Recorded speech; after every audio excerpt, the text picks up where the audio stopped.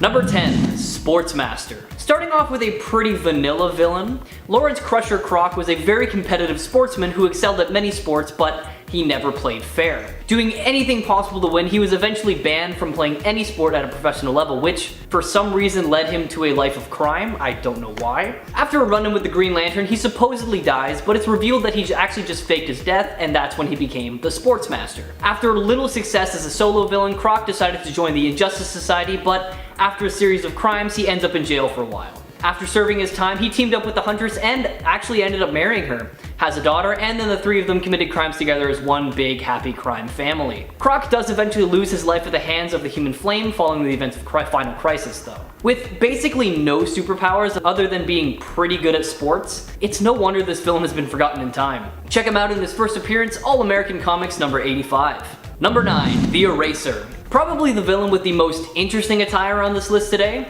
Leonard Fiasco actually went to high school alongside Bruce Wayne. Due to his low grades, he actually ended up dropping out of school and turned to a life of crime as the villain Eraser. He apparently chose that name as a reminder of his constant failures during his school life, and also because he wanted to provide a special service to the criminals of Gotham City. Donning an Eraser helmet that looks exactly like the top of a pencil, and alongside his signature yellow suit, he has been seen throughout the years erasing every trace of evidence left at any crime scene, making it impossible for the police to find any clues, and he does such a good job of it that he manages to stump Batman and Robin from time to time. He is eventually caught by the dynamic duo though after they infiltrate his hideout, and not much has been seen of him since. If you're interested in his story, check him out in his first appearance in 1966, Batman number 188. Number 8, Condiment King. Now with a name like Mitchell Mayo, it makes sense that this villain's name would be the Condiment King. Once an inmate of Arkham Asylum, Mayo somehow managed to break out but was immediately subdued by Batman and Catwoman. His dream was to one day open a restaurant on Coney Island, and he actually does achieve that, stating he's turned legit and wants nothing more than to leave his life of crime behind. However, he does later don his suit once more and does his best to wreak havoc against Batman and Nightwing. Possessing no powers whatsoever, Mayo relies heavily on his gadgets, the most prominent being his condiment guns. These guns shoot a variety of sauces including ketchup, barbecue sauce, mustard, and more. However, it's kind of useless because it doesn't shoot anything at a high enough pressure to be lethal. The best it can do is create a nasty stain and just ruin your day. Check out this villain for yourself in his first appearance in Birds of Prey Volume 1 number 37, or in his New 52 reintroduction in 2016's Batman Volume 3 number 9. Number 7, we have Johnny Karaoke. The crooning Yakuza loan shark is the next on our list today. Definitely not the most fearsome of Batman foes, however, this villain is way too interesting to stay buried for too long. After all, you've got to respect any American fearsome enough to rise through the ranks of the Yakuza. Although he seems like a very happy-go-lucky kind of guy, this is all an act because once you let your guard down around him, he'll whip out his cane that doubles as a microphone and a sword and do whatever he feels is necessary to protect himself and his geisha girls. Though he hasn't really made any appearances outside of his first appearance in 2007's Batman number 660, the character Jonathan John Charisma Brown from Batman Arkham Knight is heavily influenced by him and likely an homage to the smooth-talking Elvis impersonator. Like many lesser-known Batman villains, Johnny does not possess any powers other than the ability to sing pretty well, but his connection to the Yakuza combined with his own skills makes him a fairly dangerous foe. Number 6, Flamingo. Edward Flamingo, known professionally as the Assassin Flamingo, is truly ruthless, and I'm genuinely surprised he hasn't appeared in the media more. As an emotionless, unfeeling killer with the odd tendency to eat his victims' faces after he's killed them, Flamingo has proven to be a formidable foe as he is able to temporarily paralyze Damian Wayne, and would have killed him if it lasted longer, showing that he has no problem killing anyone whatsoever. He even nearly killed the Red Hood and would have gotten away with it if it weren't for the intervention of Dick Grayson, who had recently taken up the mantle of Batman after Bruce Wayne's death. As a master assassin, Flamingo has the know-how to use pretty much every firearm imaginable, and thanks to his iconic pink motorcycle, he is rarely caught. Described as an evil Zorro by his creator Grant Morrison, why not check him out for yourself in 2007's Batman number 666. Number 5, Maxi Zeus. Chronologically the fourth Batman villain to be committed to Arkham Asylum behind the Joker, Two-Face, and Rupert Thorne, Maximilian started out with pretty humble beginnings as a Greek history teacher. After his wife dies from unrevealed circumstances, Zeus loses his sanity and becomes a crime lord,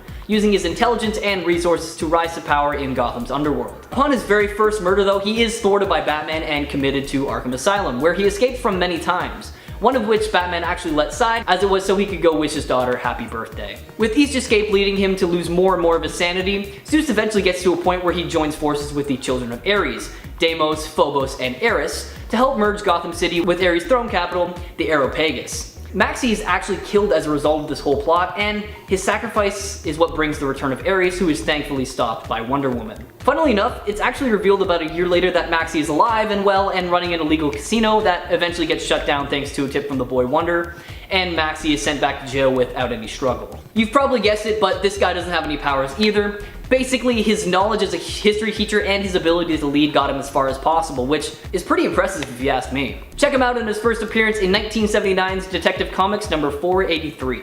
Number 4. Dollhouse. As the daughter of Barton Mathis, known best as the Dollmaker, Matilda Mathis commits crimes and operates under the name Dollhouse. From a young age, she was taught how to hunt and slaughter people, and usually wore a doll face that was grafted over her own when committing these crimes. Forced to go into hiding after her father's business starts to go wrong after he kidnaps Batman, she is the only one of his children to actually end up resurfacing and to carry on the family business later on. Dollhouse picks up right where her father left off, taking Gotham's more misfortunate citizens and making money off of their organs through the black market. Like Dollmaker, Matilda turns the bodies into dolls, of which she actually keeps more than a few for her own dollhouse. Making her first appearance in 2011's Detective Comics Volume 2, Number 2, check out her twisted upbringing for yourself and let me know in the comments below what you think.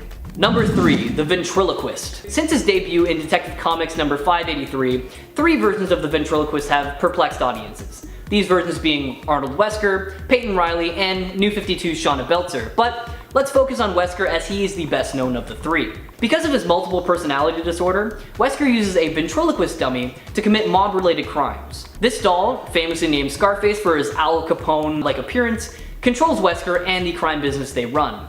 If Scarface isn't present, then Wesker projects an identity onto another inanimate object, usually sock puppets or anything else that he can use as a puppet. First appearing in 1988's Detective Comics number 583, we've seen Wesker as a member of the Secret Society of Supervillains, the Black Lantern Corps, and even the Justice League of Arkham, with all the stories and battles leading up to his tragic death in 2006's Detective Comics number 818. A year after surviving Luthor's attempt to recreate the multiverse, we see the Great White Shark burst into Wesker's apartment and kill him with a single shot to the head. Man, it's such a sad way to go for such a good villain. Number 2. Professor Pig. Laszlo Valentine, aka Professor Pig, and that's PYG not PIG, was a former agent of Spiral driven mad by his own mind-eroding drugs, and he was an enemy of Dick Grayson and Damian Wayne during their time as Batman and Robin. Characterized as a schizophrenic, Pig's mental illness explains many of his habits, one of the most prominent being his desire to make everything perfect. Now, how does he go about accomplishing this task? Well, by unleashing Dollatrons and mind-altering substances onto Gotham City. The Dollatrons are at the center of Professor Pig's story depravity, being brainwashed people who followed his every command as though they were robots. And though they act as his loyal minions, the Dollatrons are actually very much expendable and have been replaced many, many times. Despite his mental illness, Valentine is still a formidable foe with a mastery of basic hand-to-hand combat and a high-level proficiency with a knife, since they were once an incredible surgeon able to perform complicated surgeries, once actually switching a hand with a foot. Making their first appearance alongside Flamingo in 2007's Batman number 666, check out their origin story for yourself or read their New 52 introduction in Batman Volume 2, Number 1. And finally, Number 1, the Phantasm. Created for the DC animated movie Batman Mask of the Phantasm, Andrea Beaumont treads that line between good and evil as the vigilante, the Phantasm. Her and Bruce were university sweethearts and actually had plans to get married one day. However, her father was a rich businessman who got involved with the wrong kind of people and ended up having to go into hiding, and eventually all that got him killed. This drove Andrea to take revenge on all those who were a member of the criminal gang who killed her father, especially Jack Napier, who ended up becoming the Clown Prince of Crime. To take her revenge on Chucky Soul, Buzz Bronski, and Sal Valestra, she dons the mantle of the Phantasm, a figure that kind of resembles the Grim Reaper, complete with a scythe that she wears over her right hand. Using her father's money to hone her skills, she returns to Gotham years later to complete her goal of killing all the mob bosses. However, she does not get the chance to kill the Joker as Batman ends up intervening. Years later, she does kind of redeem herself by not killing Terry McGinnis' parents after being hired to, but after causing so much bloodshed, I really think she's more on the evil side of things. If you want to see her story for yourself, check out Batman Mask of the Phantasm and let me know what you think. Number 10. The Flower Cartel. This one might be lesser known as they are relatively new. Not just an enemy to Wolverine either, but an enemy to likely all of mutant kind and the mutant nation of Krakoa. The Flower Cartel are a group responsible for smuggling the Krakoan miracle flowers, which mutants use to create medicinal drugs for the world in exchange for the global acknowledgement, rights, and respect of their mutant nation. They don't just steal these flowers, but have been using them to create recreational, potent, hallucinogenic drugs. The drugs they've created are so powerful that they often cause the death of users, and may even be affiliated with mind control or possession of those exposed to the drug. We're not really sure yet. In Wolverine's newest series, he teams up with CIA agent Jeff Bannister to try and find out who exactly is behind the Flower Cartel's criminal activities. Number 9. Hobgoblin. I think we all know Hobgoblin fairly well, if you're a Spider-Man fan that is, but did you know that he also tussled with Wolverine and the X-Men? This altercation went down in the Spider-Man animated series from the 90s, where actually Mark Hamill himself voiced Hobgoblin. We see Wolverine, the X-Men, and Spider-Man forced to deal with Hobgoblin in the season 2 episode titled Mutants Revenge, which is a crossover episode with the 90s X-Men animated series. Yay, I love crossovers. After Beast is kidnapped, the X-Men go out looking for him, which leads them to team up with Spider-Man, who is also looking for Hank. But Wolverine doesn't like Spider-Man, and while these two fight one another, Hobgoblin also sees this as a unique opportunity to attack all of the above parties, causing grief for Wolverine while he attempts to rescue Beast from Dr. Herbert Landon, who also is another random, lesser known enemy of Wolverine's, in that episode anyways. Number 8. The Savage Land Mutates. When it comes to other mutant and even mutate groups outside of the X-Men, people are not always as knowledgeable. If you are just discovering mutant kind now, you may not know many other mutant groups outside of the X-Men, and there's sometimes a villainous counterpart, often led by Magneto, the Brotherhood of Mutants, or the Brotherhood of Evil Mutants. But there are actually a lot more groups than just these two. There are the Morlocks, who often live in the sewers, and there are the Savage Land Mutates, who generally work with Sauron and are, you guessed it, from the Savage Lands. Mutates are like mutants, but the difference is generally that they weren't born with natural abilities which later activated, or natural mutations, but instead they evolved to become mutated, gaining powers or a physical mutation.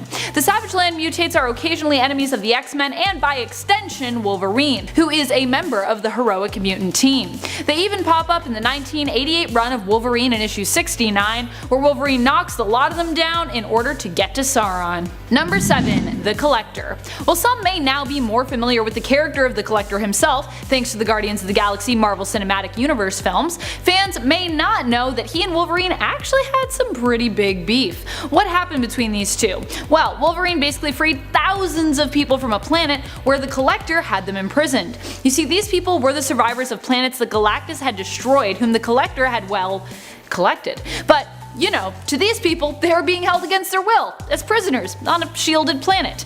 A character named Arya, who kind of looks like a space elf, reaches out to Wolverine, seeking his help to free these people, and he answers her plea, getting into a direct conflict with the Collector later on in this story arc known as The Great Escape, part of the 1988 Wolverine series. Basically, if you want lots of random stories, you need to read the 1988 Wolverine series. Number 6. The Iron Monk. The Iron Monk appears to be a villain sent after Wolverine by the Hand while Logan is being held in prison in issue 108 of the Wolverine series that started in 1988. He proves to be a formidable foe and gives Wolverine a pretty good fight for a few pages. I will say I did enjoy it. The Iron Monk, you see, cannot be defeated by any mortal weapon nor any mortal hand. In the end, Wolverine ends up using the Honor Sword bestowed to him by the Silver Samurai. The Honor Sword was forged out of a meteorite by a demon and seems to do the trick, causing the Iron Monk to be reduced to a wisp of pink smoke and a robe. Number 5. Citadel. Despite the fact that Wolverine did later try to help Citadel and likely never truly saw him as an enemy, Citadel resented both Wolverine and Alpha Flight after they stopped him from achieving his goal. Citadel was one of the antagonists in issue 5 of Wolverine First Class, where Citadel was also known then as Weapon Y. Wolverine suspected he was also made by the same people who had put adamantium inside of him, as Citadel had adamantium skin, or an adamantium exoskeleton externally, instead of internally. Citadel was a soldier who was injured in action and ended up being experimented on instead of being properly treated. He wanted the government to be held accountable, and was holding government officials hostage in Quebec, Canada. Wolverine's mission was to deal with the situation, extract the superhuman threat, and secure the hostages. He didn't know that Citadel himself was also a potential victim until it was too late, and the government stepped in to cart Citadel off without Wolverine being able to do or say much about it. Number 4. Abdul Alhazurad. Fun fact, did you know that Abdul Alhazurad in H.P. Lovecraft lore is the character credited with the creation of the Necronomicon? Yeah, he is, and as such, he is also acknowledged as being its creator in the Marvel universe as well. He and Wolverine came to blows in Madripoor when Abdul was trying to take over Tiger's crime syndicate. Abdul attempted to attack Wolverine with a demon, but in the end, Wolverine survived, and Abdul ended up trapped in the same demonic realm his demon pals had come from. Sucks to suck, I guess. Number 3. Damage. For those who are unfamiliar with Damage, he's basically Marvel's version of the Terminator. There's a lot of parallels there anyways. He was originally the human Jamie Ortiz. The Kingpin turned him into a cybernetic being after Damage was brought to the brink of death by Punisher. Kingpin later gave Damage cosmetic surgery to make him look identical to the Punisher as well, and used him against Frank Castle, attempting to break Castle and ruin the Punisher's name by having Damage kill a bunch of innocent people. Wolverine and Damage both ripped one another apart in a fight, and when Punisher finally showed up, he finished Damage off by setting him on fire. Number 2. Geist. Nikolaus Geist was a mad scientist from Germany working on the side of the Axis during World War II. He was working to create a new type of super soldier for Germany, similar to the United States super soldier Captain America, aka Steve Rogers. Ruffhouse was his main test subject, and in the end, Wolverine was the one to free Ruffhouse and put a stop to Geist. Geist was also a cyborg, but Wolverine cut off his metal shell in an attempt to kill him. It was later revealed that while he was suspected dead and was incapacitated after this fight, he did however manage to survive. However, soon after, another mutant, Magneto, did kill him, so he dead. Number 1. Ruffhouse. Going back again to the days of battle in Madripoor for who would get to be the king or queen of crime, and in effect rule Madripoor, Wolverine found himself allied with Yasan Hoan, aka Tiger. It was also during this time that he first fought with Ruffhouse, who made his first appearance in issue 4 of Wolverine's series from 1988. Ruffhouse was allied with General Koi, and got his superpowers from either his relation to the mythical race of Asgardians, or from being a mutant, or maybe a bit of both. It's a little foggy. Though they are enemies and remained enemies thereafter, Wolverine did still save Ruffhouse from Geist, because experimenting on people in Logan's book is just plain wrong. And I think in everyone's book, let's not experiment on people. Can we all agree on that? Number 10. Nuclear Man. Regarded by many as one of the strangest and most half-baked Superman villains to date, Nuclear Man hasn't had too many appearances outside of his introduction in 1987 Superman 4 The Quest for Peace. He was created by Lex Luthor from a strand of hair containing Superman's DNA, which he threw into a genetic stew. Superman is actually the one responsible for this villain's birth though, as he wasn't fully born until Superman threw the nuclear missile containing the device that had the stew in it into the sun. Having been created using Kryptonian DNA, he possesses powers similar to Superman, such as invulnerability, energy projection, flight, and of course the standard super strength and speed. However, Nuclear Man needs to have constant exposure to sunlight in order to use them. If he's left out of the sun for too long, he becomes completely immobilized and must wait for some more sunlight in order to recharge. In the movie, Superman stopped Nuclear Man for good by causing a sudden solar eclipse when he moved the moon in front of the sun, then dropped him into the heart of a nuclear reactor where he could become an abundant source of energy for the remainder of his days. Now, like I said before, Nuclear Man hasn't made too many appearances outside of Superman 4, but if you want to see him in comic book form, check him out in his one-off appearance in 2018 Superman Volume 5, Number 2. Number 9. Microwave Man. Louis Paget from Earth 1, known as the costume baddie Microwave Man, has a pretty interesting story despite only appearing in 2 issues back in 1978. Paget spent 40 years traveling around the galaxy aboard an alien spacecraft before returning back to Earth in October of 1978. Now, not much is known about his life before his interstellar journey other than the fact that he was already known as the villain Microwave Man. Upon his return, Paget calls upon his alien friends one last time to grant him back his youth, even though doing this would shorten his remaining life to only a few more hours. This didn't seem to bother him, and once he was young again, Paget assumed the identity of Microwave Man once more and challenged Superman. Now, Paget's alien friends inform Superman that he only wants the glory of defeating him and will die very soon, so Superman, like the upstanding good guy that he is, allows Paget to defeat him in a test of strength, after which he dies satisfied, and the aliens come to claim his body to set adrift in space as he had once requested. Making his first appearance in 1978's Action Comics number 487, why not check his short run out for yourself. Number 8. The Puzzler. So little is known about either version of the Puzzler, so don't feel bad if you're not familiar with this character or just generally don't know who they are. The first to take up this name was Valerie Van Haften, a longtime admirer of Superman and someone who wanted nothing more than to get his attention, so she had the idea of becoming a heroine with the intent of one day joining his team. This proved to be a lot harder than she thought, and she quickly turned to crime instead and eventually joined the likes of the Secret Six to get a Get Out of Hell free card. Her powers are actually pretty cool, as she's made up of a bunch of indestructible puzzle pieces that she has full control over, allowing her to deconstruct at will and even fling the pieces at her opponents like a bullet. Now, the second puzzler is from the Prime Earth and is actually known as Puzzler Bot,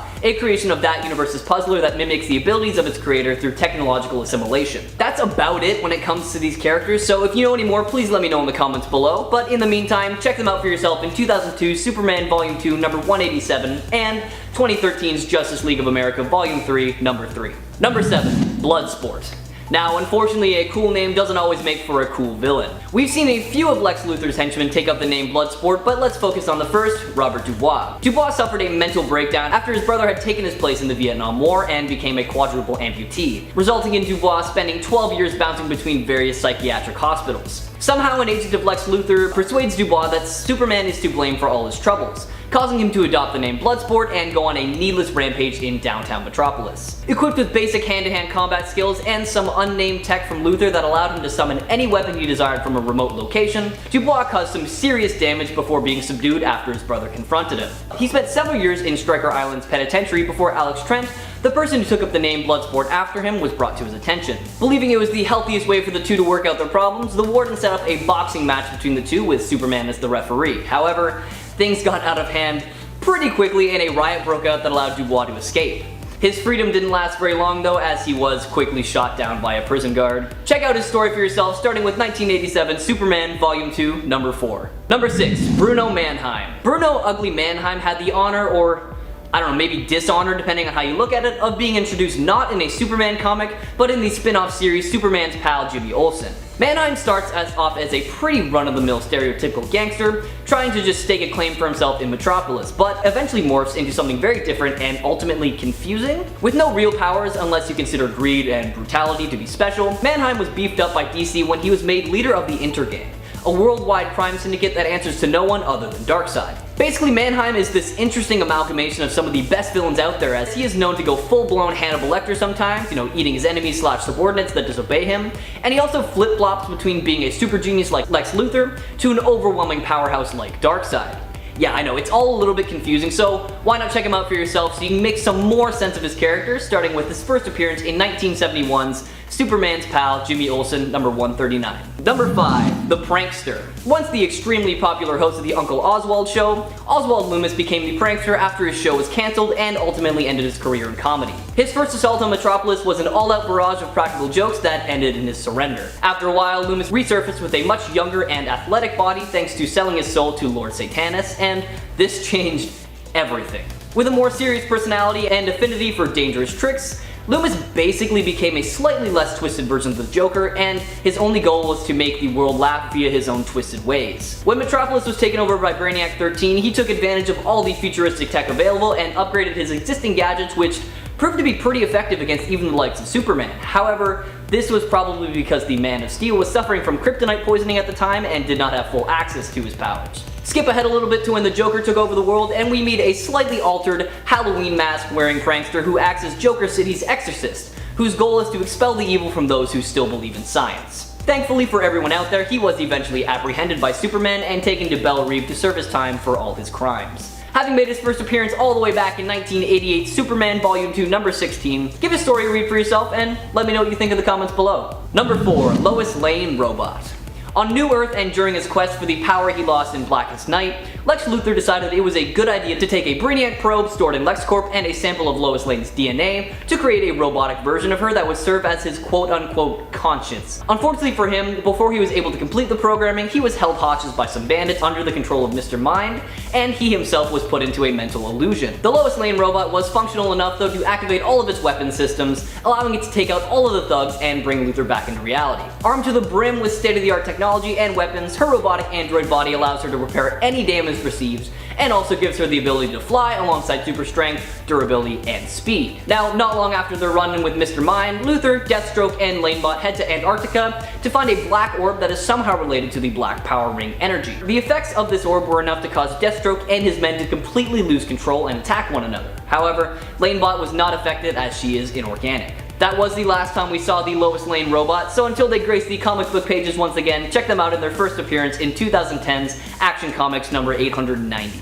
Number 3. Taraman. Tobias Manning, aka Taraman, was once a businessman who one day realized just how much damage he was causing to the Earth and its environment. With his newfound conscience, Manning took up a personal vendetta against any company that was causing damage to the environment. Using weapons that focused on turning the environment around his enemies against them, he has caused some serious damage in the name of the Earth, and that earned him a spot on the secret society of villains during the events of Infinite Crisis. Even after this catastrophic event, Taraman continued his nefarious ways by hijacking a plane over the Middle East. Thanks to Black Adam, he escaped both harm and capture for this crime. However, in hindsight, teaming up with Black Adam probably wasn't the best idea for him, because when Black Adam later appeared to address the media in front of Condot's New York embassy, he ripped Taraman in half with no warning, and that was the end of this nature-loving villain until he was resurrected during the events of the Blackest Night. Why not give his story a read for yourself, starting with his first appearance all the way back in 1990's Superman Volume 2, number 46. Number 2. Hellspawn. Although he was originally created as the nemesis of the Wildcats in the Wildstorm universe,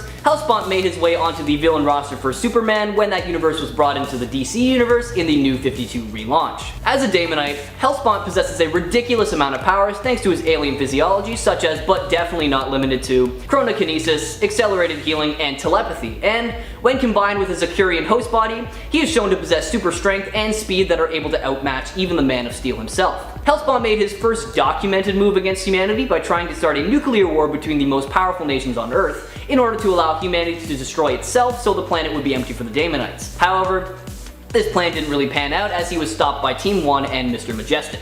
In the rebooted Wildstorm universe, Hellspawn is now a super evolved living hive mind because apparently when the number of Daemonites reaches a certain number, a central mind is created. Hellspawn now has the knowledge and intelligence of every member of the entire Daemonite race, and its synthetic body is a rad looking mix of flesh, metal, and fire. Thanks to this, he has moved into a league of his own when it comes to power. However, we are still waiting to see it all in action. Now, I did have to skip over a lot of cool stuff regarding this character, so check out his story for yourself, starting with his first appearance in 1992's Wildcats number 1. And coming in at number 1, we have Conduit. Kenny Braverman was, funnily enough, born on the same day that Superman's ship arrived on Earth. His fate was not exactly as lucky as our Man of Steel's. While his parents were on the way to the hospital, they ended up having to pull over to the side of the road due to the heavy storm, and he was born curbside, incredibly close to Clark's ship, and the exposure to the kryptonite caused some side effects that would manifest later in life. All throughout their younger years, Clark and Kenny were rivals, competing in everything from sports to girls, and this probably caused some serious self-esteem issues for Kenny because Clark always seemed to come out on top. After high school, Kenny went on to join the CIA and grew more and more reckless as his dormant abilities started to change his personality. Turns out Kenny's body is basically a living conduit for all energy, and it can process, manipulate, and even generate forms of energy in many destructive ways. Upon realizing this, Kenny took up the mantle of Conduit and decided it was finally time to get his revenge on Clark. However, all of his attempts seemed to fail. Later confronted by Superman, Kenny deduced that Clark and the Man of Steel were one and the same, which was perfect for him because they were literally the only people he wanted to kill. So he set all his sights on getting rid of Superman. Kenny manages to catch Superman and traps him in a mock version of Smallville, and the two face off one-on-one in a replica of their childhood football stadium. Unfortunately for Kenny, he succumbed to his madness and supercharged himself with kryptonite energy, effectively overloading his powers and killing him in the process. Why not give Conduit's story a read for yourself, starting with his first appearance all the way back in 1994's Superman, The Man of Steel number 0, and let me know what you think in the comments below. Number 10. The Actor. Now, I've heard of method actors, but this definitely takes the meaning to a whole other level. An ace infiltrator whose real identity is unknown that worked for the Russians back when they were an evil empire. Like Spider-Man's nemesis the Chameleon, the actor can perfectly impersonate anyone, and he was quite successful at stealing state secrets until he ran up against Tony Stark. The actor traveled to the United States and disguised as Stark easily entered Stark Industries, where he succeeded in not only obtaining some important blueprints, but also discovered that Tony Stark himself was Iron Man. The actor left feeling satisfied with his work and left cleanup duty to his agents. However, Tony was able to overcome them very easily and ended up traveling to the USSR to pose as the actor to foil their evil plans. And talk about a role reversal, am I right? When the real actor returned to his employer, the Red Barbarian, he was shot right as he came because he was deemed a traitor. This didn't actually kill him, him though, because he later resurfaced to work for the Red Barbarian to once again take down Tony Stark. Why not check him out for yourself in his first appearance in 1963's Tales of Suspense number 42. Number 9. The Melter. Bruno Horgan was once an American industrialist specializing in weapons for the US military until a government inspection revealed he was using shoddy materials, and you can probably guess why that's not really good. Tony Stark scooped up his defense contracts because, you know, his weapons actually worked, and a bankrupt Horgan decided the only rational thing to do was to blame Tony for sabotaging his work and ruining his life. Luckily for him, and unlucky for literally everyone else, he found himself among his ruined company's assets a weapon prototype that generated a beam capable of melting iron on contact, and this began his evil reign as the Melter. Tony was able to defeat this villain pretty easily, however, he was still deemed enough of a threat to create a new suit made out of aluminum, and good thing he did, because in his second encounter with the Melter, that completely saved him. Skip ahead a little bit and we see the Melter return with a new version of his melting ray and team up with Whiplash and the Blizzard to take down Tony Stark under the orders of Justin Hammer. Tony was able to overcome all three of the villains alongside Cabe, and Horgan was sent to Rikers Island, where he met a nuclear physicist that helped him further augment his equipment so that it would work against Iron Man's aluminum armor. Fast forward just a little bit more and we see the Melter reach the end of his journey at the hands of Scourge, who was posing as his assistant. Take a look at this character story for yourself, starting with 1963's Tales of Suspense number 47. Number 8. Gargantuus. Before Iron Man found his groove fighting industrial spies and the occasional world conqueror, he was stuck duking it out with alien robots like Gargantuus. Created by an unknown and unnamed alien race that had been scouting the Earth for the past 80,000 years, Gargantuus was built in the image of a Neanderthal because that was the only species that the aliens had encountered. It first arrived in the town of Granville and used its hypnotizing eyes to conquer the townspeople, but the aliens' plans were quickly foiled by Iron Man, who was alerted by the invasion because one of the young women trapped by Gargantuus didn't show up for their date, and nobody stands up Tony Stark, so he knew something was up. After a little back and forth with the robot, Tony figured out that Gargantuus was actually a robot and decided to surround it with powerful magnets that tore it apart completely because, you know,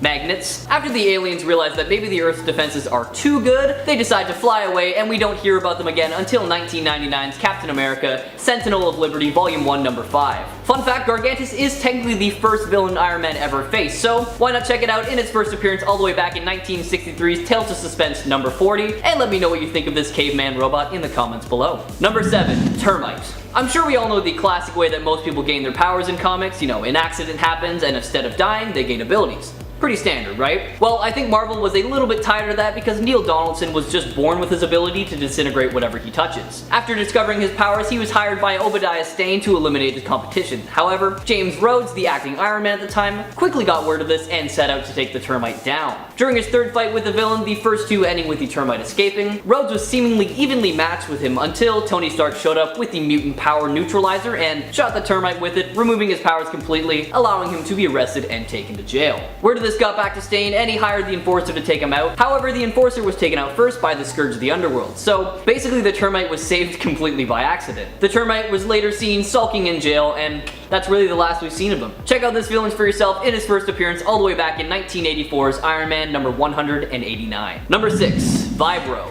Alton Vibro was your average seismologist until he fell into the San Andreas Fault while testing an experimental machine, and of course he ends up with super vibrating powers because this is the Marvel Universe, and like I said a little bit ago, if you have an accident in the Marvel Universe, then you're probably going to end up with some sick powers. These powers allowed Alton to generate high-level seismic vibrations and fire them from his hands, causing shockwaves, opening chasms, and generating earthquakes. Thinking his employer Frankenfortney was to blame for his accident, he sought revenge on him and thus began his villain career as Vibro. After two battles with James Rhodes, the acting Iron Man at the time, Vibro was eventually taken down with the help of Tony Stark in the Mark I Iron Man armor. Vibro hasn't only been a problem for Iron Man though, and he has also gone up against the Falcon, Nomad, S.H.I.E.L.D., the Avengers West Coast, and even Wolverine. We later see him team up with the Mandarin alongside a bunch of other Avengers to once again try and take down the Armored Avenger. Making his first appearance all the way back in 1984's Iron Man number 186, why not give this villain story a read for yourself? Number 5. Doctor Strange. Now, I know what you're thinking, and no, I'm not talking about Stephen Strange, the Sorcerer Supreme and Master of the Mystic Arts. I'm talking about Carlos Strange, who made his first and last appearance all the way back in 1963's Tales of Suspense number 41.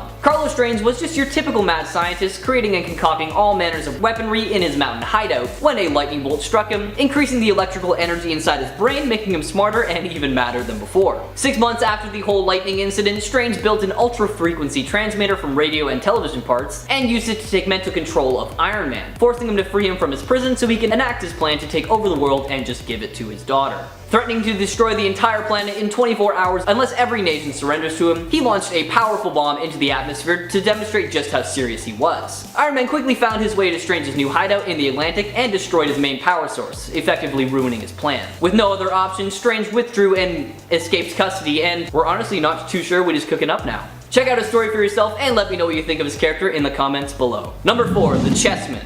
Like so many criminal masterminds out there, Obadiah Stane was a bit too obsessed with the whole chess as a metaphor for controlling life's thing. So much so that he hired assassins who literally dressed themselves as chess pieces, you know, like pawns, bishops, knights, and rooks, with him acting as their king. The knight got a flying robot horse, the rook used a castle full of death traps, and the bishop, well, now that I think about it, he didn't do a whole lot. He was really only able to manipulate his opponent's actions. One by one, the chessmen went up against Iron Man, with none of them actually succeeding in taking him down. However, that didn't seem to be Stane's plan. The string of encounters and events actually led to Tony's addiction to alcohol to worsen, and this allowed him to buy Stark Industries and push Tony out of the Iron Man mantle for a while. Tony eventually got his act together and went up against the chess-themed team once more and emerged victorious, with Stane taking his own life with a repulsor blast. Check out these villainous pawns for yourself, starting with their first appearance in 1982's Iron Man number 163. Number 3, Mr. Doll. Now I know what you're thinking, and no, his first name wasn't Ken, that would just be way too good of a joke. Nathan Dawley was a pretty average dealer in curios and art objects until he came across an extraordinary doll during his time in Africa. He discovered that he could reshape this doll to resemble whomever he wanted, and that he could cause that person to feel immense pain by manipulating the doll's features. He decided the best way to use his new voodoo doll was to coerce rich business people into legally signing over control of their business to him, which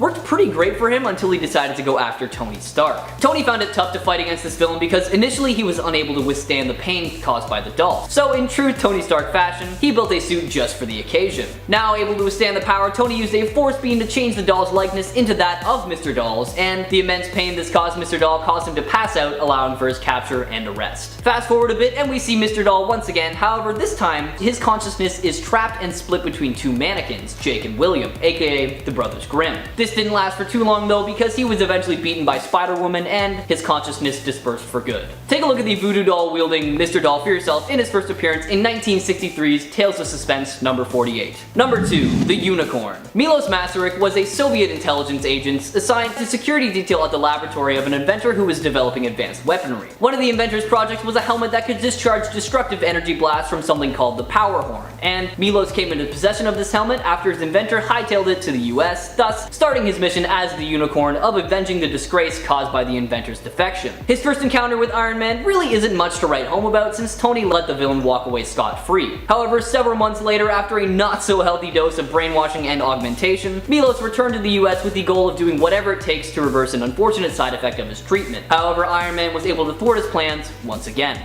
The Unicorn teamed up with the Red Ghost, the Mandarin, and even Titanium Man, all of them promising to find a cure for him if he defeated Iron Man. However, obviously none of them were actually going to follow through with that. Flash forward a bit and we see the Unicorn once again make his way to the US to bring down Stark Tower alongside Spymaster and some other baddies. This was a bit of a weird time for Iron Man and the Unicorn because near the end of this arc, the two actually ended up teaming up to take down Captain Atlas. However, after they were done, they went back to being not so friendly with each other. Take a look at this magically named villain for yourself, starting with their first appearance all the way back in 1964's Tales of Suspense number 56. Number 1, the Blood Brothers. Like so many great Marvel heroes before him, there was a brief time when Iron Man was flying around having cosmic adventures with space aliens. When Thanos first appeared in the Iron Man comics, we were introduced to some of his henchmen as well, two of them being the Blood Brothers, Guri and Ruffhouse Blood. The alien siblings acted as Thanos' guardians of his Earth base, however, they were easily defeated by the Thing and Iron Man, and this just disgusted Thanos to the core, so he sent them away for a while to an unknown location. Years later, they made it back to Earth to try and get revenge on Iron Man, but they were defeated once again and ended up locked in Rikers Island. Fast forward a little bit and we see Ruffhouse die and Guri go on solo, eventually becoming a part of the Hood's criminal army.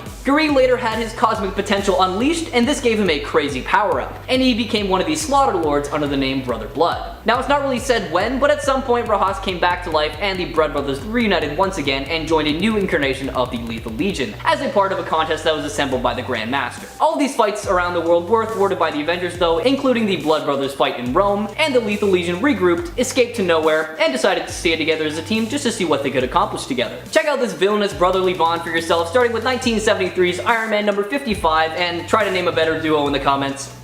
Oh wait. Number 10. Mavis. Yep, just Mavis. Mavis was the villain in the third and final story featured in Wonder Woman issue 4 from the original run of the series. In issue 4, she was the former slave of the then reformed Paula von Gunther. Once freed, however, Mavis did not want to be reformed on Reform Island like the other girls. No, I'm not kidding. Reform Island is a smaller island that is part of Themyscira, later referred to as Transformation Island. Instead, Mavis plotted to get revenge on her former mistress. She kidnapped Paula's daughter Greta and attempted to persuade Paula to once again join the German World War II forces, resuming her villainous work. Fortunately, Wonder Woman rescues Gerda, apprehends Mavis, and saves the day. Number 9. Decay. Decay was a nemesis created for Wonder Woman by Phobos, Ares' son. While Wonder Woman attempted to foil Ares' schemes, Phobos saw the opportunity to win his father's favor by destroying Diana. He ventured to the Cavern of the Gorgons and, using the magical properties and matter of the Gorgon's heart, created a villain in its image, much like Diana herself had been created. He sent the fiend called Decay to Wonder Woman, and the two fought one another. While Decay proved a formidable foe, almost defeating Wonder Woman, in the end it was Diana's lasso of truth that ended the being. Due to the lasso's ties to Gaia and life, it overwhelmed Decay, who was born of death, with its life-infused energy until Decay exploded, reduced once more to the dust form from whence she came.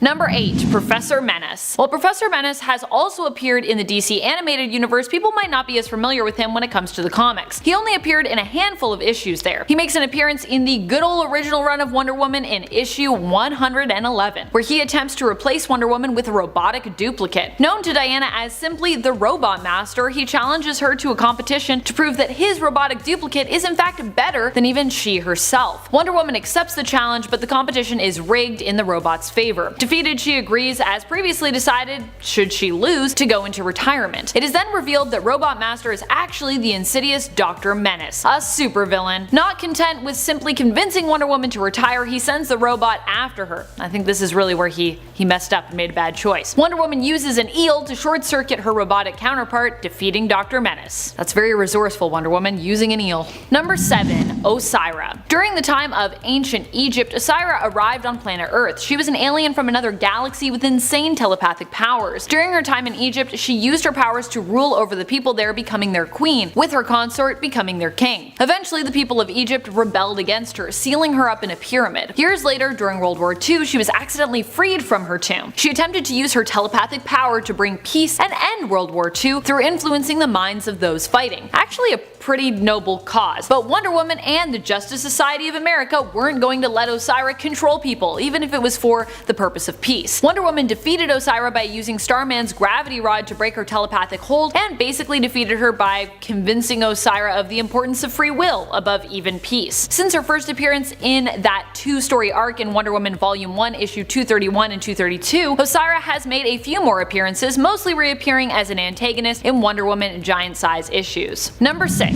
Armageddon. Armageddon is actually a legacy villain, but despite the fact that there have been multiple Armageddons, it's still likely not a name that most people would be super familiar with. Originally, Armageddon fought alongside Germany during World War II on the side of the Axis. He was first introduced in the 1970s in issue 234 of the original Wonder Woman comic. Despite not having any specific superpowers, he was still considered to be a relatively strong foe, skilled in using many different types of weapons. His son and his granddaughter thereafter would also end up taking the villainous mantle of Armageddon, explaining his strength and theirs as coming from being descended from the mythical beings known as ogres. With Armageddon the third first appearing in Wonder Woman Legacy numbered issue 753 earlier this year. Number 5. Angleman. You may have forgotten about Angleman and his angler, but don't worry, we won't let you forget. Angleman has never been considered an A-list villain, likely because he is such a ridiculous name, although it does begin with an A, oddly enough. And he often fights with what looks like some kind of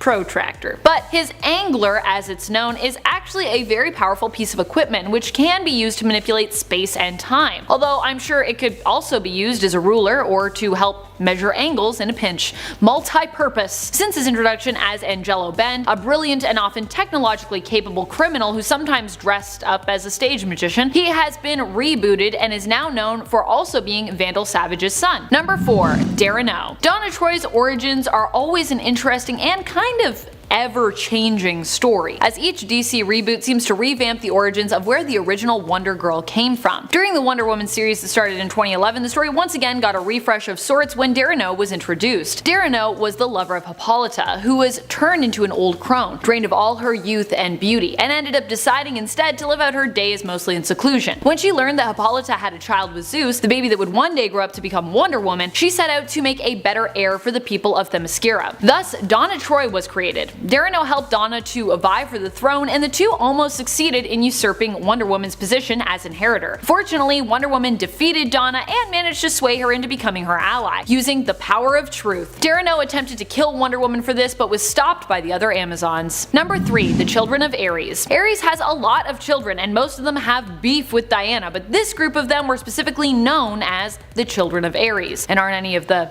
main bigger ones that you might have heard of before. They are a team of children and villains created by Gail Simone and Bernard Chang, who first appeared in the 2006 run of Wonder Woman in issue 39. They were only around for a few issues but were sired by Ares, who magically impregnated Amazonian women. These children use their mind, control abilities, and manipulation skills to discredit Diana, tarnishing her reputation as a hero and as Wonder Woman. Number 2. Deimos. Deimos is known for being another one of the Children of Ares, separate from the previous group of 5 we just discussed. He first appeared in the original run of Wonder Woman in issue 183. He is the twin brother of Phobos, who created Decay. Together, these brothers attempted to battle Diana after Phobos' plan of using Decay failed. Deimos planned to poison Wonder Woman in battle with his snake-like hair, which infected those it touched with a fear-inducing toxin. In the end, however, Wonder Woman beat him by decapitating him with her often underused tiara. That thing is sharp. Number 1. Villainy Incorporated. Villainy Incorporated was a group of women who were former villains of Wonder Woman's trapped together on Transformation Island, also known as Reform Island, as we talked about before. They ended up teaming up in order to escape their dismal fate in issue number 28 of the 1942 Wonder Woman series. Together they managed to capture and overpower Wonder Woman, but as they tried to escape, Wonder Woman managed to break her bonds and recapture the rebellious prisoners. While you may recognize some of the villains on the Villainy Inc. team, not all are easily recognizable. You might know Cheetah or Dr. Poison or even Giganta, but how about Blue Snowman, Hypnotic Woman, Queen Clea, Zara, or one of my favorites, Evil S? Pretty sure Evil S was also the leader of that team. Number 10. Wacky Man. Although not inherently evil, this unnamed clown of a man is still considered to be an Aquaman villain. Wacky Man was a clown that used robotic versions of aquatic creatures in his act, and because of that he decided to model his costume after Aquaman's. He was actually a pretty decent clown, bringing in people from all over to see his act. However, this wasn't always the best thing because he eventually caught the attention of some pirates who kidnapped him and forced him to use his robotic sea creatures to not only commit crimes, but to go after the real Aquaman. He proved to be someone who was not truly evil though, because once freed from the pirates, he teamed up with Aquaman to take them down. Check him out in his only appearance in 1957's Adventure Comics number 233, and let me know in the comments below if you think he truly deserves to be considered a villain for that. Number 9. Clownfish. Sidney Allard was once a doctor with a pretty shady practice. He was killing his elderly patients and just covering it up as much as he could. After part of San Diego sank, Allard was recruited by Black Manta and was tasked with taking blood samples of every resident in now Sub Diego.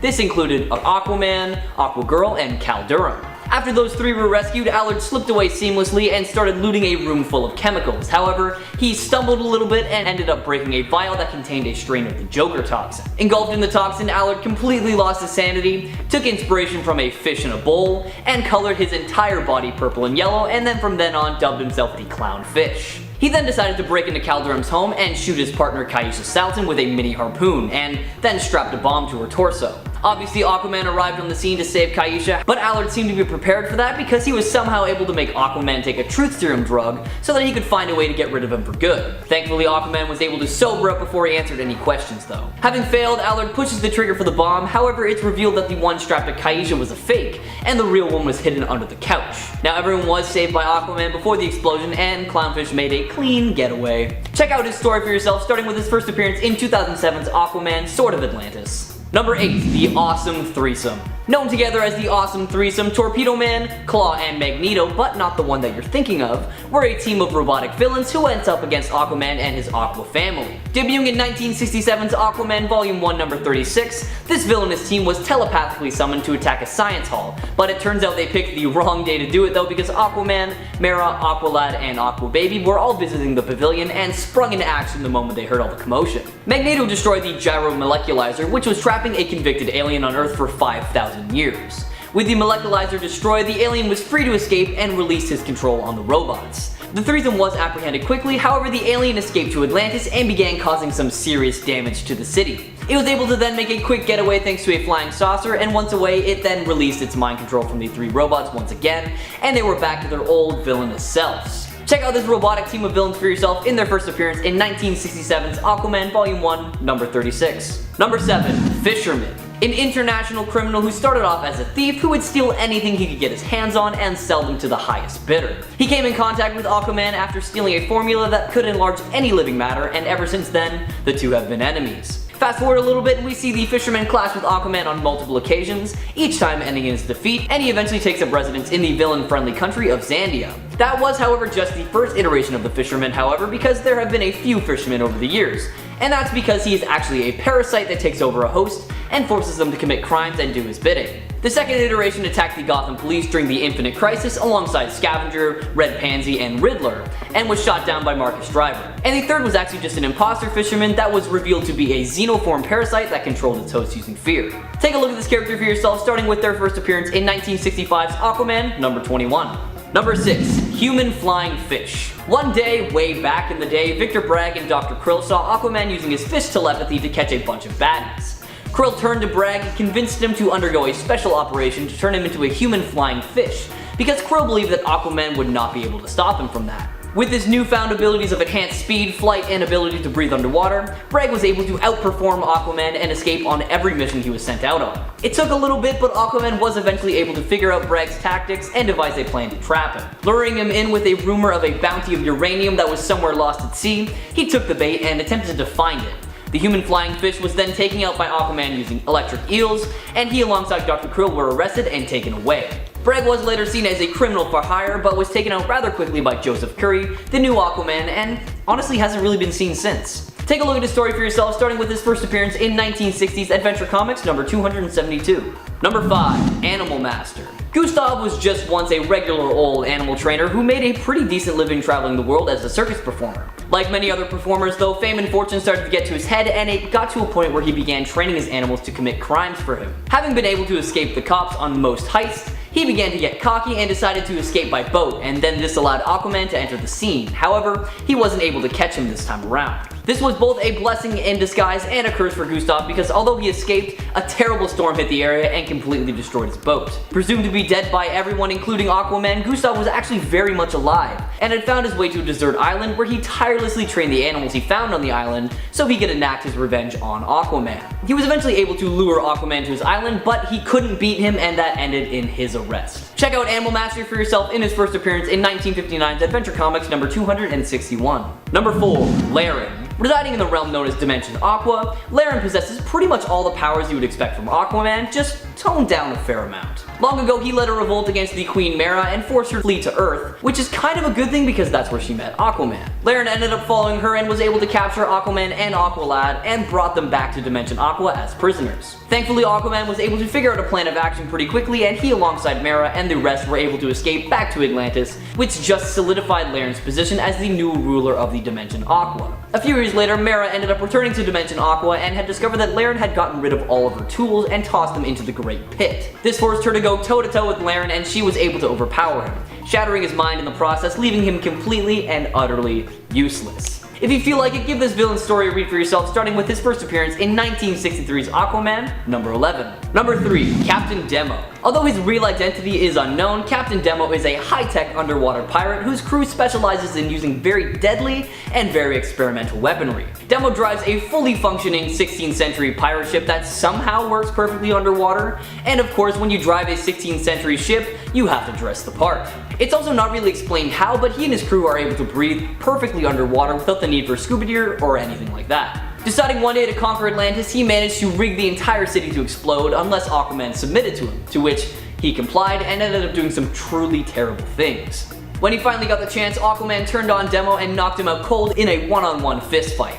Toppo the Octopus also helped out, and he took out the majority of Demo's men. However, enough of them were able to band together and rescue their captain so that they could live to fight another day. Check out Captain Demo for yourself, starting with his first appearance in 1975's Adventure Comics, number 441. Number 2, Scavenger. Peter Mortimer was a deep-sea diver and pirate who dubbed himself the Scavenger because, you know, he scavenges. With no real powers, he operated an advanced submersible vessel called the Scorpion Ship and plundered the seas. Hearing rumors of an alien artifact called the Time Decelerator, Mortimer traveled to Atlantis and confronted Aquaman about it because he believed that it was capable of making him immortal. He kidnapped Mera and Aqua Baby and poisoned the water in Atlantis, forcing Aquaman to help him find this new mysterious device. Funnily enough, he actually did end up finding the device, however, upon activating it, it regressed him in age until he stopped existing completely, forcing him to live in a limbo-like state for many years. He eventually was able to somehow make it back to his original age and size, and teamed up with Cobra for a while upon his return. Scavenger is later seen to have reformed and even becomes friends with Aquaman. Their last battle was over stolen cargo that turned out to be vaccines. Mortimer's conscience got the better of him and he was treated like a hero for the very first time as he helped deliver them safely. Aquaman helped him clean up his act and he even became a business owner. There's a little bit more to the story that gets just, you know, a little bit risque, so if you're feeling up to it, I'll let you check that out for yourself. So give his story a read, starting with his first appearance in 1968's Aquaman, number 37. And number 1, King Pomoxis. One of the many corrupt Atlanteans, Pomoxis was one of just the worst, conspiring to straight up eliminate Aquaman for being the chosen hero. Pomoxis summoned Aquaman back to Poseidonus under the pretext of investigating a series of bizarre explosions taking place just outside the city. When the two went to investigate, Pomoxis pushed Aquaman into the path of a spiraling vortex, sending him backwards through time like 2,500 years. Returning to Atlantis, Pomoxis assumed Aquaman's appearance and identity, and told everyone that the real Pomoxis died in the explosions. With Aquaman's reputation, he was able to do pretty much anything and everything. However, he was eventually taken down by the real Aquaman after he returned to the present alongside Aqualad. A short time later, Pomoxis conspired with a pirate named Captain Clay, and together they lured a pack of sea monsters to attack Atlantis. While Aquaman and Aqualad were distracted trying to keep the monsters away from the populated areas, Pomoxis took advantage of the situation and staged a coup against the Atlantean king Stamar. His first official act as the newly crowned king was to imprison Aquaman and Aqualad. However, that did not last long because our heroes were able to dethrone him and just take him down. Check out his 4-issue run for yourself, starting with 1962's Aquaman, number 3. Number 10. Mindworm. Mindworm, aka William Turner, but not the William Turner from Pirates of the Caribbean, is very powerful with his mind, allowing himself to read people's thoughts, drain people's energy, and create illusions. Mindworm has a very large head and brain that he was born with. At one time, he was neighbors to Flash Thompson and Peter Parker when he moved in with Flash. Since Mindworm was always feeding off people's minds, it was no surprise that he was trying to feed off of Peter's mind as well. But since Peter's so smart, he could fight off Mindworm's attack to his mind. This upset Mindworm, and he later fought Peter, but of course he was unsuccessful and lost. Mindworm used this as an opportunity to figure out why he was even doing this, and after taking a hard look at himself, and realizing that his anger was coming from what happened to his parents, he makes peace with Peter and he even uses his slogan, "With great power comes great responsibility." Unfortunately, Mindworm's story doesn't end great, since criminals manipulate him back to a life of crime and he went back to prison, and afterwards he was killed by a group of people on the street. It's pretty depressing. Number 9, The Spot. So before he became The Spot, he was known as a guy named Jonathan, a scientist who was working for none other than Kingpin. Yes, so you know he has to be pretty evil working for a guy like Kingpin. Anyways, Kingpin wanted Jonathan to figure out a way to replicate Cloak's powers. Not such an easy task, as Jonathan would soon find out. Instead, he opened up a portal that sent him into a spotted dimension. I wonder if that's where he got his name from. When he was inside that dimension, his skin changed to where he had black spots all over bleached white skin. These spots were all around his entire body and would allow him to teleport anything that he touches. He hated Spider-Man so much that he even formed a group with some of the people that will show up later on this list. Spoiler alert, one of them may be Grizzly or maybe Kangaroo. Maybe, but you'll have to keep watching to find out if that's true. But they were part of the Spider-Man Revenge Squad. Of course, it didn't really work out for him. Number 8, the Living Brain. So the Living Brain was created by the character Dr. Petty, and is basically an artificial intelligence robot machine. There was nothing that the Living Brain couldn't solve. So when it was brought to a high school, it gave 2 people a pretty good idea of what they could do with this crazy robot. They had the idea to steal it and use it for whatever they would go out and gamble.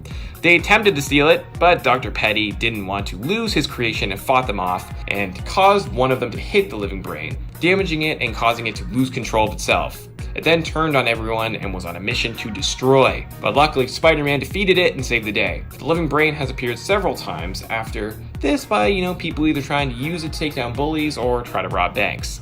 The Living Brain was even part of the Sinister Six at one point. Number 7, Swarm. This is definitely a weird one. So are a lot of these ones on this list.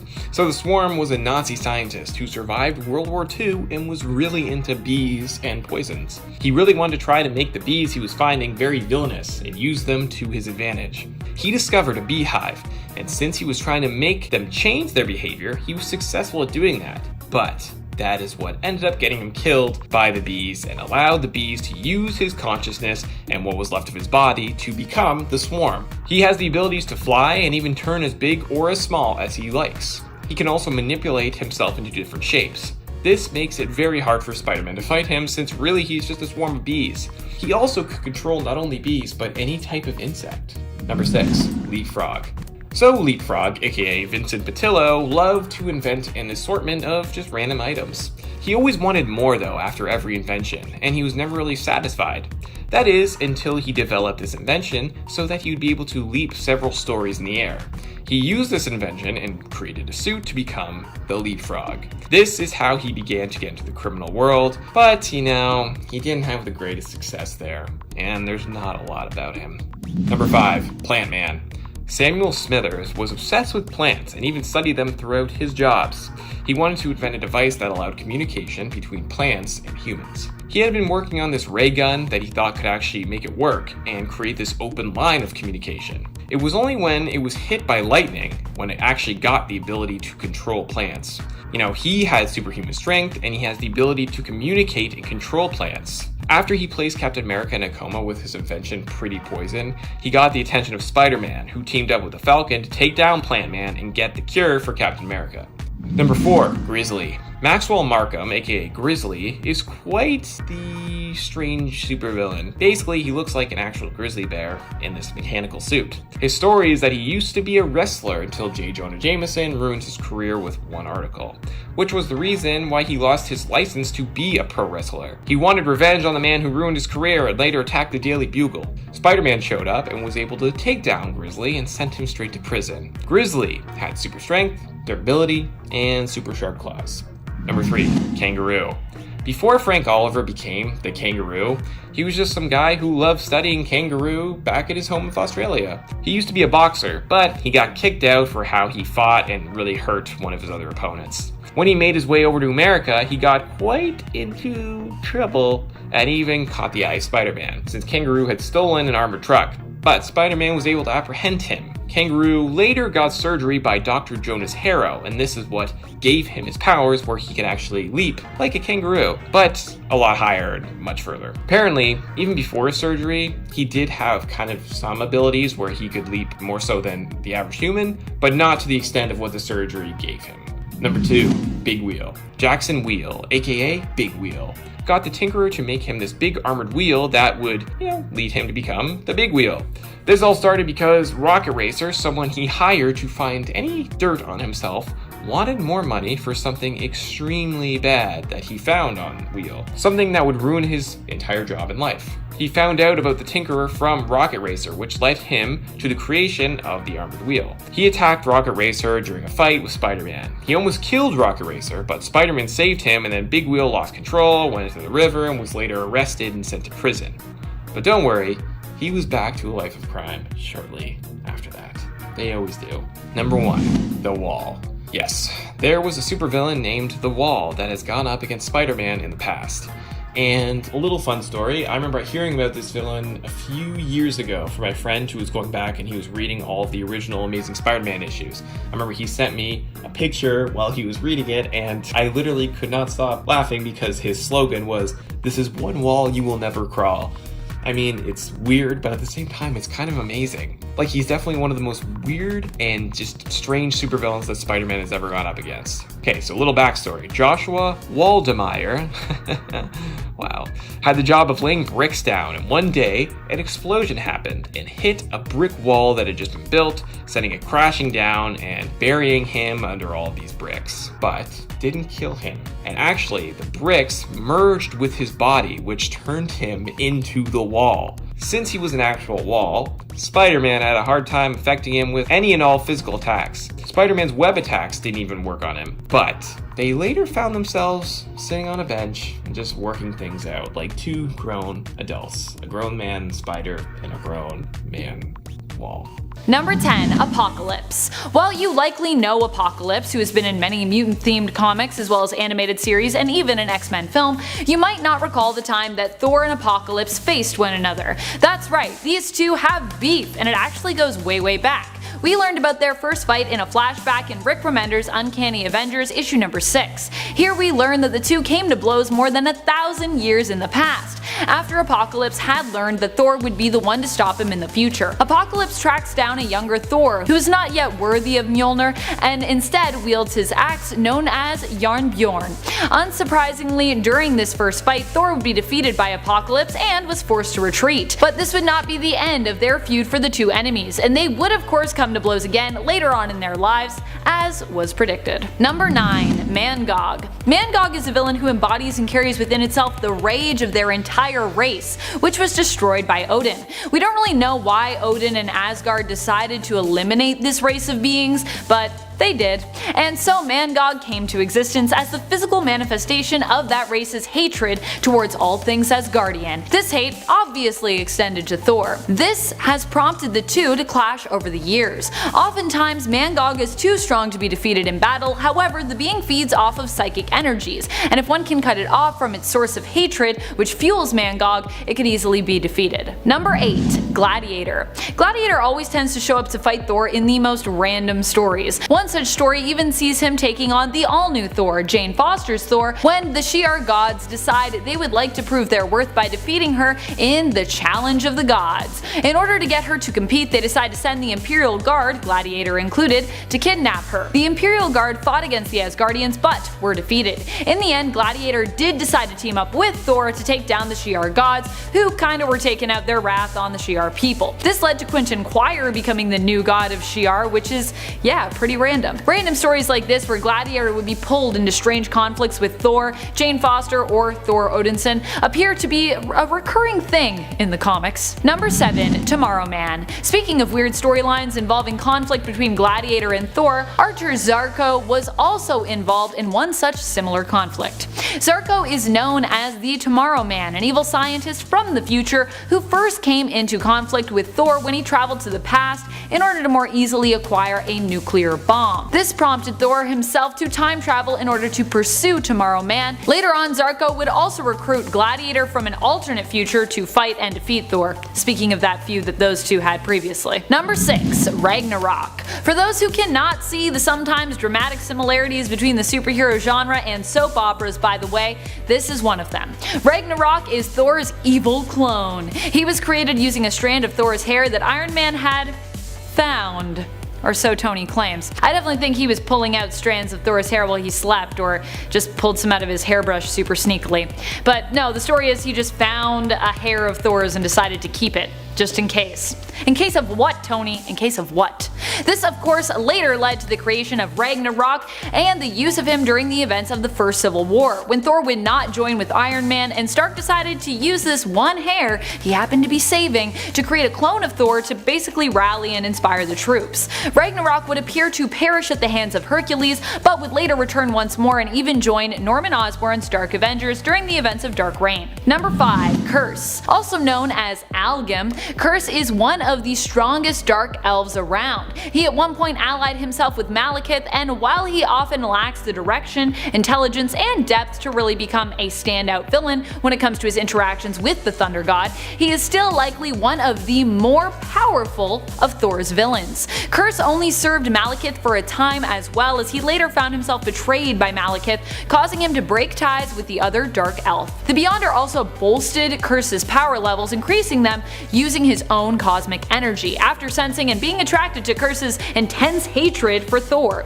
The Beyonder of course just gave him a power boost for funsies, cause well, he's kind of chaotic like that. Number 4. Desak, the Destroyer of Gods. Desak was a villain who originally started out as a pretty kind-hearted and pious man. He became a villain after feeling that the sacrifice of his daughter to his gods had not really been justified. Losing his faith in the gods as his people were attacked, he decided to accept godlike powers that were offered to him, so he could avenge his and people's losses.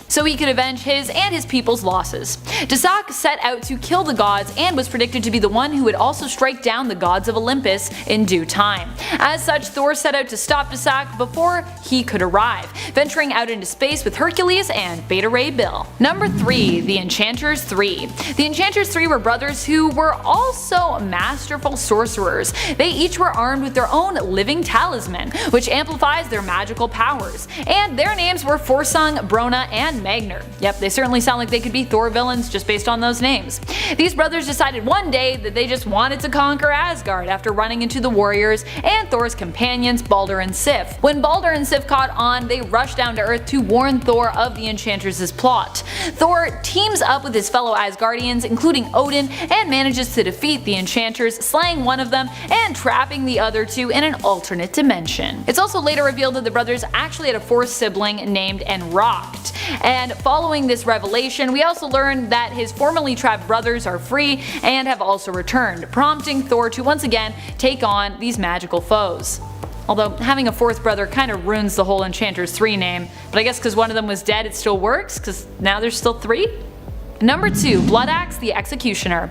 Bloodaxe is a villain who basically gets all of her powers from a mystical Asgardian axe, which grants its user power but also corrupts them. It was once wielded by Scourge the Executioner, and as such is imbued with evil energy that also compels whoever wields it to kill, eventually driving them into an insane bloodlust. Bloodaxe wielded this power to kill low-level criminals indiscriminately, and as such attracted the attention of Thor. Oddly enough, while Jackie Lucas, Bloodaxe's civilian identity, first appeared in the late 80s in the Thor comics, she would not appear as Bloodaxe until more than 50 issues later.